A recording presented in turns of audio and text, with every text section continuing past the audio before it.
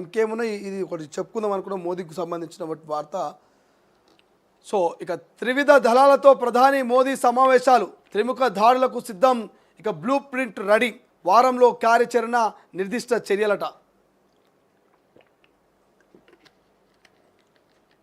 కొట్టేది గట్టిగానేనట. సో భారత్ పాకిస్తాన్ని గట్టిగానే దెబ్బతీసేందుకు ప్లాన్ చేస్తున్నది. పాక్పై భారీ దాడికి సంకేతాలు, వేగంగా పరిణామాలు, ప్రపంచానికి తెలిసేలా దాడి. అరేబియా సముద్రంలో నేవీ సర్వసన్నద్ధం. ఎల్ఓసి సమీపంలో యుద్ధ విమానాలు సరిహద్దు వెంబడి. ఇక ఎయిర్ డిఫెన్స్, పెద్ద ఎత్తున ఆర్మీ కదలికలు కూడా. రష్యా నుంచి ఇంగ్లా ఎస్ కీపర్లు కొనుగోలు. పంజాబ్లో 2 పాక్ గూఢాచారుల అరెస్టు. సరిహద్దుల్లో 8 చోట్ల పాక్ కవింపు. ఇక బాంగ్లీహార్ డ్యామ్ నుంచి నీటి నిలిపివేత. పాకిస్తాన్లో మొదలైన యుద్ధం భయం. యుద్ధం మొదలైతే బ్రిటన్కు పారిపోతానన్న ఆ దేశ ఎంపీ అఫ్జల్ ఖాన్. 4 రోజులకే ఖాళీ కానున్న పాక్ శతాగ్ని గుండ్లు. ఇక ఉక్రెయిన్కు విక్రయాల వల్లే.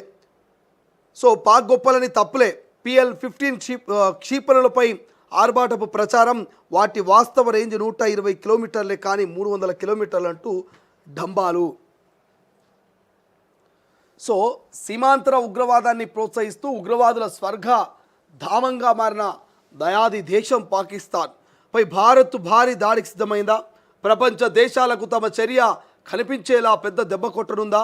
బాల్కోటా తరహా ప్రతీకారం అయితే ఇప్పటికే జరిగి ఉండేదా? అలా కాకుండా నష్టాన్ని ప్రపంచానికి కనిపించేలా భారత ప్రభుత్వం సిద్ధమైందా? త్రివిధ దళాలతో, త్రిముఖ వ్యూహాలతో పాక్ నడ్డి విరిచనుందా? వేగంగా మారుతున్న పరిణామాలు ఈ ప్రశ్నలకు అవుననే సమాధానం చెబుతున్నాయి. ఆదివారం తాజాగా నియంత్రణ రేఖ అంటే LOC వెంబడి 8 చోట్ల పాక్ సైన్యం కవింపు చర్యలకు పాల్పడగా భారత్ ధీటుగా బదిలిచ్చింది. సరిహద్దులో భారత్ భారీ సైన్యం ఎయిర్ డిఫెన్స్ వ్యవస్థకు మోహరించింది. ఆర్మీ కదలికలు సమాచారాన్ని శత్రుదేశానికి పంపుతున్న 2 గూఢాచారులను పంజాబ్లో అరెస్ట్ చేసింది. అరేబియా సముద్రంలో యుద్ధ విమాన నౌకలకు సంబంధించి మోహరించడంతో పాటు పాకిస్తాన్ తీరానికి 85 నాటికల్ మైళ్ళ దూరంలో గుజరాత్ తీర ప్రాంతంలో నౌకాదళ విన్యాసాలను నిర్వహిస్తోంది. ఇక లద్దాఖ్, జమ్మూ కాశ్మీర్లో బేస్లలో భారత్ అంటూ ఒక వార్త మనకు కనిపిస్తుంది. ఇక పహల్గామ్ ఉగ్రదాడి, పాక్ చైనాల ఉమ్మడి కుట్ర. బహుళజాతి కంపెనీలు చైనా నుంచి భారత్కు తరలిపోకుండా అడ్డుకునేందుకే దాడి. యుద్ధం మొదలైతే భారత్కు కంపెనీలు పోవని యోచన. Pak retired army major Adil Raj సంచలన ఆరోపణ. సో నేను భారత్ పాకిస్తాన్ సంబంధించిన యుద్ధం గురించి మనం మొత్తం క్లియర్గా చదివినాం. సో చదివితే మీకు మనకు క్లియర్ ఒకటి అర్థమవుతున్నది. ఎవరైతే 2 గూఢాచారులు, 2 హౌలెగాళ్ళు, ఎవరైతే బేకార్గాళ్ళు ఈ పంజాబ్లో పట్టుబడ్డరో వాళ్ళు మొత్తం మన ఇండియన్ ఆర్మీ సమాచారం మొత్తం కూడా పాకిస్తాన్ వాళ్ళకు చేరవేస్తున్నట. ఆ 2ని పట్టుకున్నాడు. ఈ 2 కాదు ఇంకెంతమంది అనేటువంటి అనుమానాలు కలుగుతున్నాయి. ఈ 2రేనా ఇంకెంతమంది ఏమైనా ఉన్నారా? ఉంటే వాళ్ళని కూడా పసిగట్టి పట్టుకోవాలి, లేకపోతే ప్రమాదంలో భారత్ పడే అవకాశం ఉంటుంది. ఇప్పటికైతే ఆ 2ని పట్టుకొని పొట్టు పొరక 4 చంపినట. ఇక మరి పట్టుకుంటే కాదు, వాళ్ళ మెడకాయ ఉండొద్దు, ఇక వాళ్ళ తలకాయ ఉండొద్దు. ఆ రకంగా వాళ్ళకి శిక్ష చేయాలి. ఎందుకంటే ఇప్పటికే భారత్ ప్రధాని Modi army blueprint ready చేసిందట. ఈ బ్లూ ప్రింట్ రెడీ చేసి యుద్ధానికి మనం ఎట్లా పోవాలి అనేటువంటి ఒక బ్లూ ప్రింట్ను మరి మోడీ తయారు చేసి త్రివిధ దళాలతో ప్రధాని సమావేశమై వారంలో కార్యాచరణ, నిర్దిష్టం చర్యలుంటాయి. కొట్టేది గట్టిగానే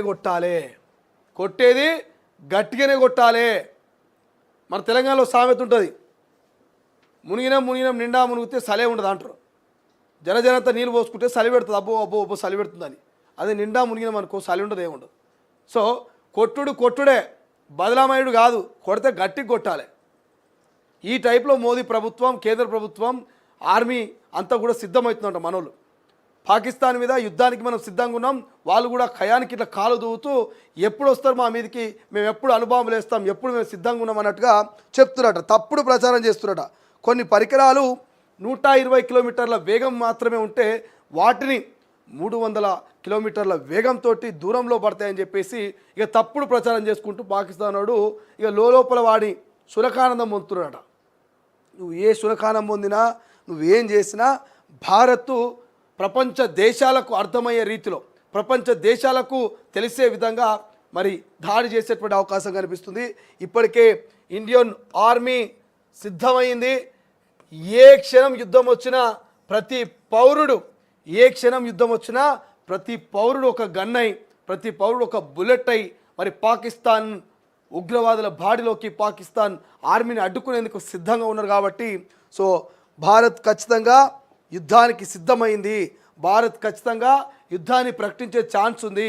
కానీ ఆ రెండు దేశాల మధ్య యుద్ధం ఎట్లుంటుందో చూడాలి. ఇప్పటికే సందులో సడేమియా లెక్క ఈ చైనా వాడోడు మరి మోపోయిండు, ఆడు పాకిస్తాన్కి అమ్ముడు పోయిండా ఏందో తెలుస్తలేదు. ఈ చైనా వాడు మరి ఇటున్నడా అటున్నగా అర్థమవుతలేదు. ఆడశాతగానోనికి పాత గజలు అన్నట్టుగా ఇక వాడు అటు పాకిస్తాన్కి సపోర్ట్ చేస్తున్నాడు, ఇటు భారత్ సపోర్ట్ చేస్తున్నాడు, అర్థమవుతలేదు. వాడి ఇష్టం వచ్చినట్టు వాడు మాట్లాడుతున్నాడు. సో ఏదేమైనప్పటికీ మాత్రం యుద్ధం తథ్యం. ఖచ్చితంగా పహల్గామ్ ఉగ్రదాడి నేపథ్యంలో మరి పాకిస్తాన్ ఉగ్రదాడులు ఎవరైతే చేసిరో వాళ్ళ పని బట్టే పనిలో మన మోదీ ప్రభుత్వం ఉన్నట్టుగా తెలుస్తోంది. సో ఇక వెలుగులో చూస్తే